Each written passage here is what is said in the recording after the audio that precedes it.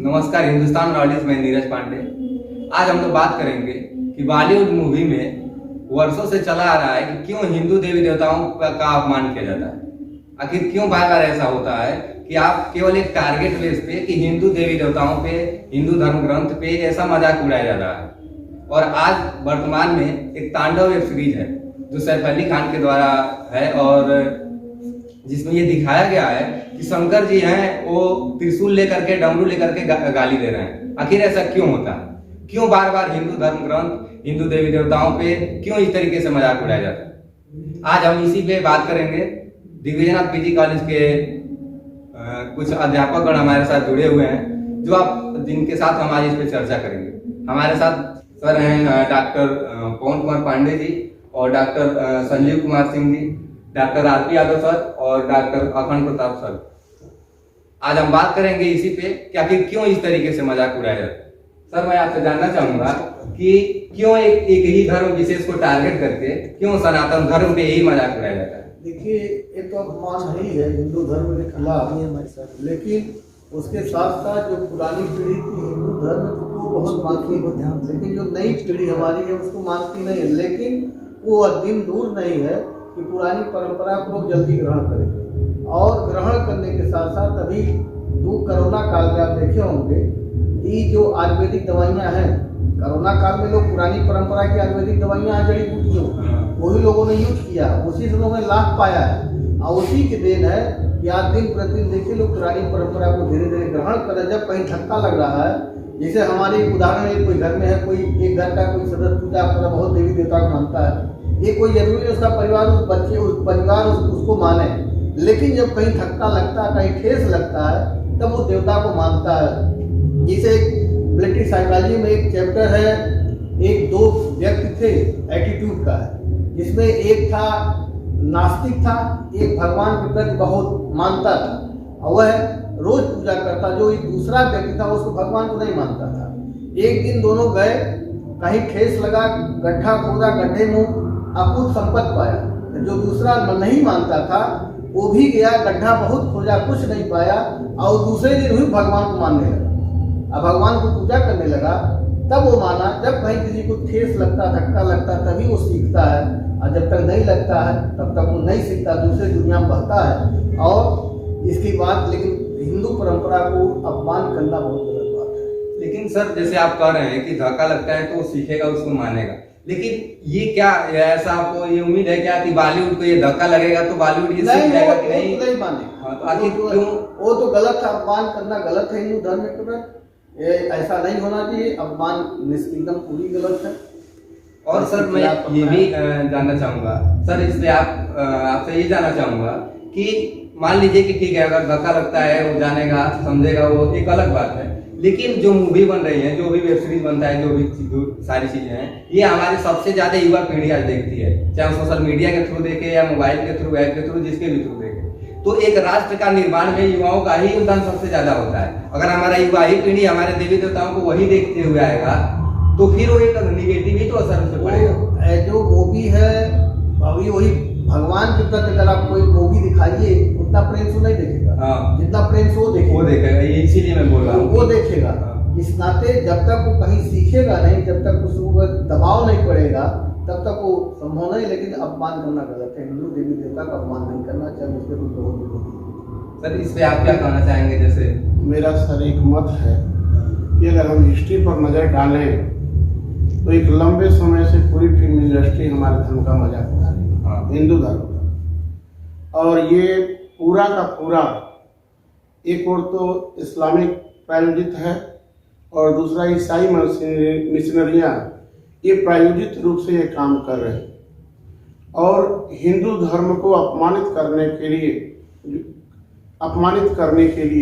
ये एक बहुत ही एक साजिश के तहत काम कर रहे हैं। आप पीके मूवीज को ले लें और आप देखेंगे कि उसमें हिंदू धर्म का जिस तरीके से मजाक आमिर खान ने उड़ाया है, और क्यों नहीं वहाँ पर वो इस्लाम दिखाते हैं तो वहाँ पर वो मजाक को छोटा कर देते हैं, बहुत छोटे में लेकर के उसको हटा देते हैं। मैं कहता हूँ आपके पास अगर शक्ति है तो उस पर भी दिखाइए, लेकिन वहाँ वह चुप रह जाते हैं। शोले मूवी में जो उसके निर्देशक है, बड़े ही शातिर और चालाक ढंग से धर्मेंद्र को मजाक करते हुए शंकर जी के पीछे छुप करके मजाक करते हुए दिखाया जाता है, जबकि उसके निर्माता जो सलीम खान है वो बहुत ही शातिर और चालाक तरीके से इस्लाम की जब बात करते हैं तो अपने आप को दिखाते हैं कि इस्लाम एक बहुत बड़ा धर्म है, वहाँ कहीं उनका मजाक नहीं होता। तीसरी बात, इसमें ईसाई मिशनरियाँ भी लगी हुई हैं और हिंदू धर्म को किस तरीके से, हिंदू संस्कृति को छिन्न भिन्न कर दिया जाए, ये वो चाहती हैं। और आज हमारे युवाओं को ये सोचना पड़ेगा, आज बहिष्कार करने की इनकी ऐसे फिल्मों की जरूरत है।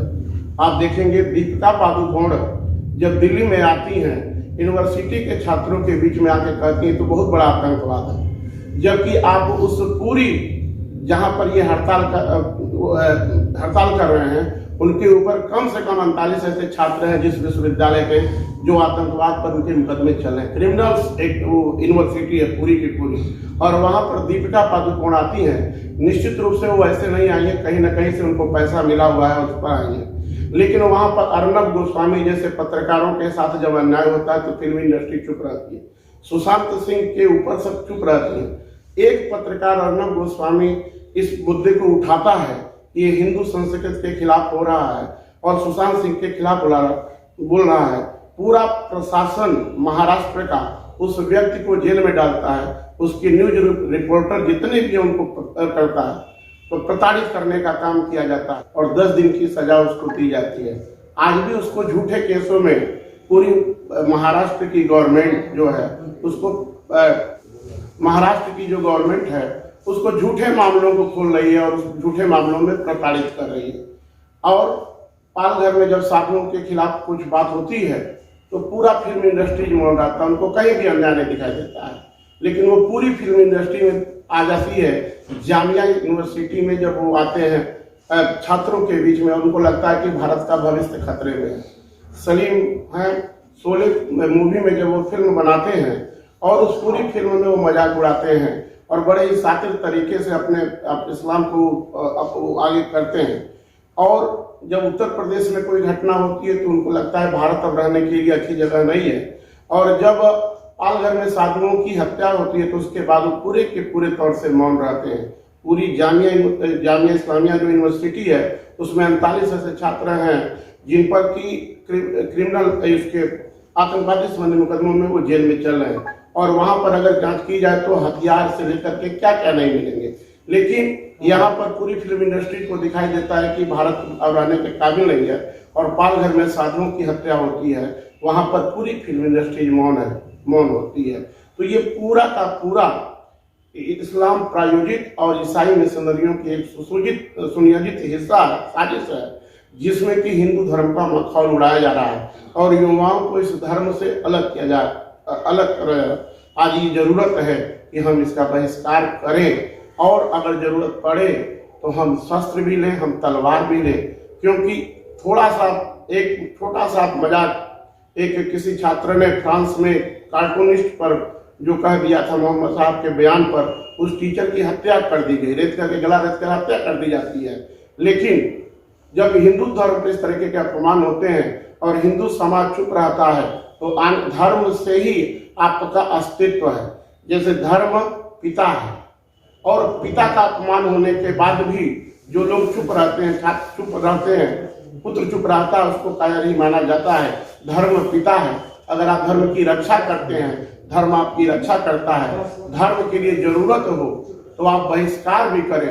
इन फिल्म इंडस्ट्री शाहरुख खान, सलमान खान, ये पूरी फिल्म इंडस्ट्री में हैं और इसका अगर धर्म के खिलाफ वो कुछ बोलते हैं तो हमें बहिष्कार भी किया जाना चाहिए और जरूरत अगर पड़ती है तो ताकत का भी इस्तेमाल किया जाना चाहिए, क्योंकि जब तक भय नहीं व्याप्त होगा तब तक इसी तरीके से मजाक उड़ाते रहेंगे और हिंदुत्व धर्म को अपमानित करते रहेंगे। सर ये जो हो रहा है तो मान लीजिए जो चीजें इतने लंबे समय से चला आ रहा है तो इस पे सरकार क्यों नहीं कोई ठोस कदम उठाती है? क्या क्यों ऐसा बार बार हो रहा है?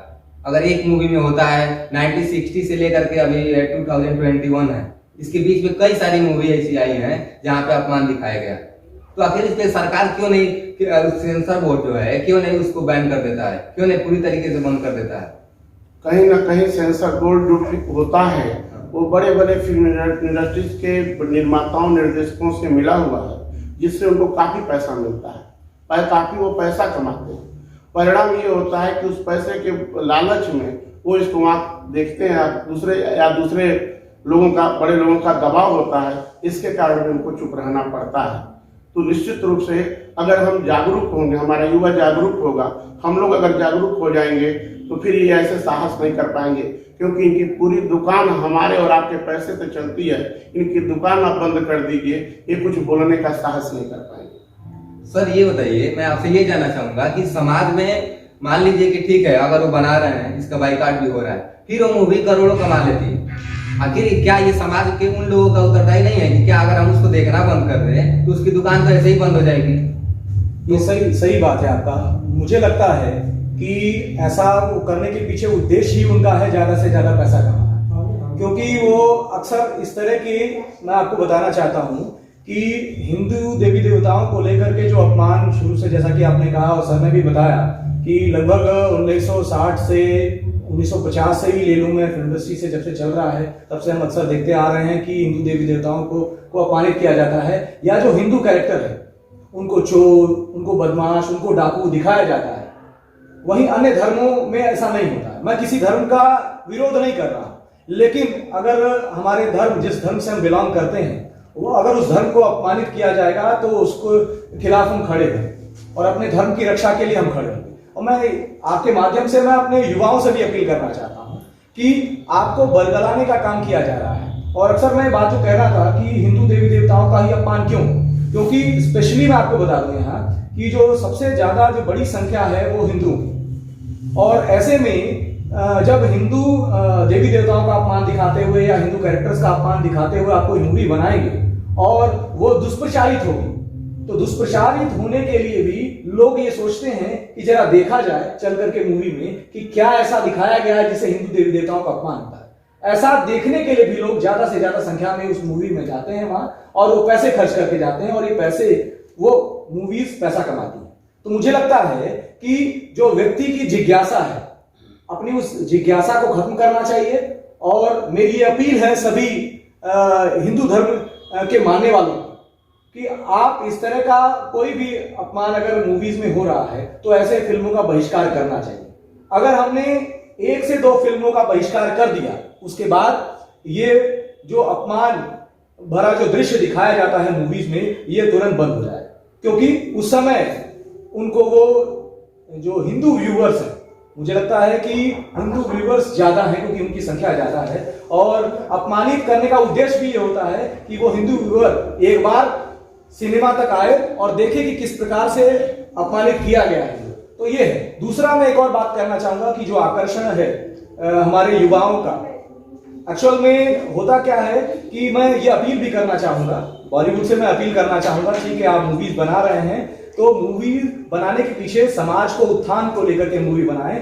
किस प्रकार से हमारे युवाओं में, वो किसी भी धर्म और किसी भी जाति का हो, उसके अंदर किस प्रकार से राष्ट्रभक्ति की भावना जागृत की जा सकती है, इसको लेकर मूवीज बननी चाहिए। और मैं ये अपील भी करता हूं कि आप किसी एक धर्म जाति को अपमानित न करते हुए आप पॉजिटिव एटीट्यूड के साथ समाज में सकारात्मक परिवर्तन किस प्रकार से किए जा सकते हैं, इस पर मूवीज बननी चाहिए और इसी पर प्रयास होना चाहिए। एक और अपील मैं युवाओं से करना चाहता हूं। होता क्या है, मैंने कई लोगों के बायोग्राफी पढ़ी है और कई सारे ऐसे लोग हैं जो बॉलीवुड से ताल्लुक रखते हैं, और देखा है कि वो हिंदू धर्म में थे और उन्होंने इस्लाम धर्म अपना लिया।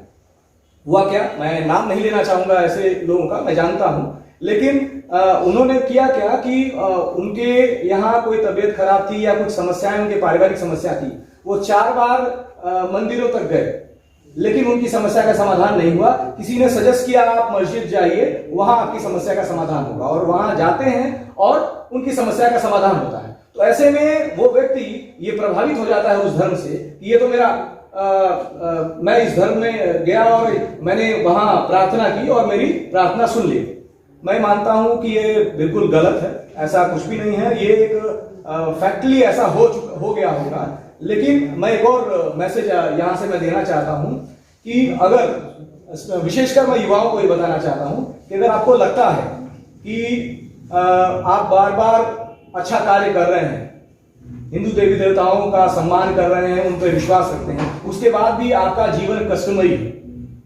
एक शिक्षक के रूप में मैं ये मैसेज देना चाहूंगा कि आप अपनी कक्षा में जाते हैं, सबसे कठिन सवाल भी आप अपने उस विद्यार्थी से पूछते हैं जिसको आप सबसे ज्यादा मानते हैं, और सबसे आसान सवाल उस विद्यार्थी से पूछते हैं जो विद्यार्थी कमजोर होता है। ऐसे में अगर वो विद्यार्थी जो अपने आप में अच्छा है, पढ़ने में ठीक है, अगर उसे लगे कि सर ने उस विद्यार्थी से तो इतना आसान सवाल पूछ लिया और मुझे बहुत ज्यादा मानते हैं, मैं इतना अच्छा पढ़ता भी हूं, मुझसे कठिन सवाल पूछ लिया, ऐसा उद्देश्य एक शिक्षक का होता है कि मुझे लगता है कि वो विद्यार्थी जिससे मैंने ये कठिन सवाल पूछा है ये उसका जवाब दे पाएगा और उस कठिनाई से निकल के वो बाहर निकल जाएगा।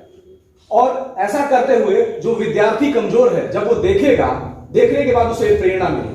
इसी तरह से ईश्वर भी हमारी परीक्षा लेता है। अगर हम ईश्वर में विश्वास रखते हैं और उसके बाद भी हमारे जीवन में कठिनाइयां हैं, समस्याएं हैं, इसका मतलब हम उसके सबसे अच्छे विद्यार्थी हैं। इसीलिए हमारे जीवन में इतनी कठिनाइयां, इतने कठिन सवाल उन्होंने हमारे जीवन में रखे हैं। और मुझे लगता है कि इस कठिनाई को दूर करते हुए हम जब आगे बढ़ेंगे तो लोगों का विश्वास हम में बढ़ेगा, हमारे उस ईश्वर में बढ़ेगा और हमारे धर्म में बढ़ेगा। और ये अपील मैं सभी से करना चाहता हूं, इस प्रकार के मैसेजेस हम सभी को अपने समाज में देना चाहिए, जिससे कि जो युवा आज गलत रास्ते पे भटक रहा है, उसको ये समझ में नहीं आ रहा है, वो मैं ये नहीं कह रहा हूं कि वो हिंदू धर्म को लेके, वो किसी भी धर्म को नहीं मान रहा है, वो इंडिपेंडेंट है, वो पाश्चात्य सभ्यता की ओर बढ़ रहा है।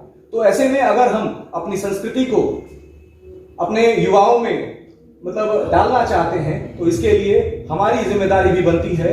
और स्पेशली जो बॉलीवुड है, बॉलीवुड है, या जो भी इंडस्ट्री से जुड़े लोग हैं अलग अलग, उसमें मैं इन सभी से अपील करता हूं कि आप पॉजिटिव एटीट्यूड के साथ अपनी मूवीज को रिप्रेजेंट करें, किसी भी धर्म, किसी भी जाति का अपमान न करें। सर, मैं आपसे ये जानना चाहूंगा कि क्या हिंदू की माइनॉरिटी ज्यादा है, तो क्या ये बॉलीवुड की ये प्रोपेगेंडा है क्या कि अगर हम इस पे कुछ अपमानजनक अगर कुछ देवी देवताओं पे डालेंगे, उनसे रिलेटेड किसी चीज को डालते हैं, तो क्या इनकी माइनॉरिटी ज्यादा है तो इसका विरोध करेंगे, फिर ज्यादा संख्या में देखेंगे भी, उनका बिजनेस भी बढ़ेगा। तो क्या ये, मुझे ऐसा लगता है कि क्या ये बिजनेस प्रोपेगेंडा क्या है उनका?